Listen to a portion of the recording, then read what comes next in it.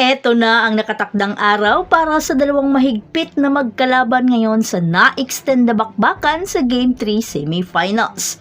Sino kaya ang makakakuha ng momentum? Sino ang may magandang balasa kina Coach Shaq at Coach Dante? At sino sa dalawa ang makakapasok sa finals? Ang Signal o ang Choco Mucho? I'm a soul singer. I am? Yeah.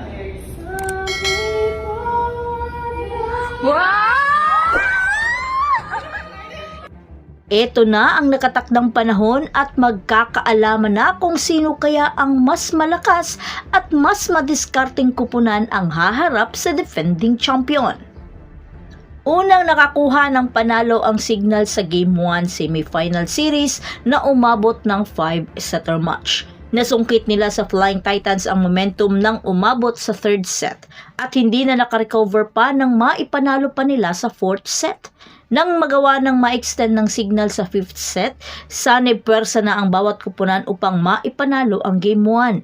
Subalit kinapos ang Flying Titans nang maitabla ni Jovelyn Gonzaga sa 10-all at doon kinapos na ang Flying Titans na makarecover pa sa bakbakan.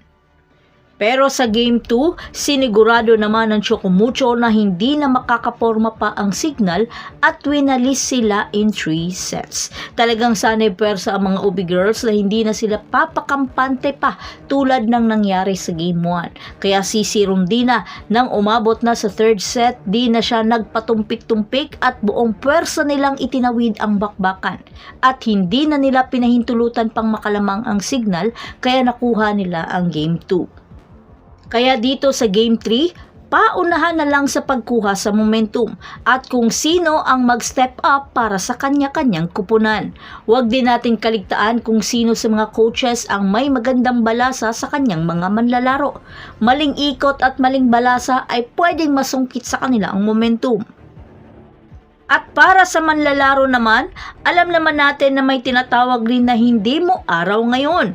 Kaya pagandahan na lang din ng gising kung sino ang may mas magandang service.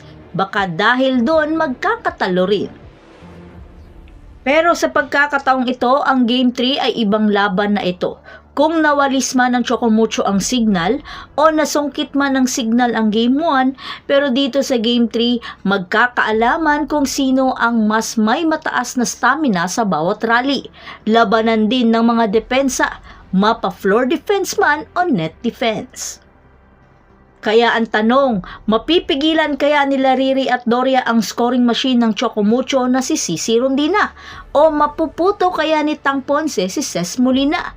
Talagang eto na ang araw kung sino kaya ang makakapasok sa finals at makakalaban ang lumalakas na Creamline Cool Smashers. Ang laban ay sa December 12, Martes, alas 6 na ng gabi, nagaganapin sa Field Sports Arena. Habang ang Creamline ay naghihintay na lamang kung sino ang makakapasok sa finals. Ikaw, sino sa tingin mo ang makakakuha ng panalo? So that's it. Thanks for supporting this channel and please don't forget to like and subscribe and spike the notification bell para lagi kang updated sa mga valuable ganap. And thanks for watching.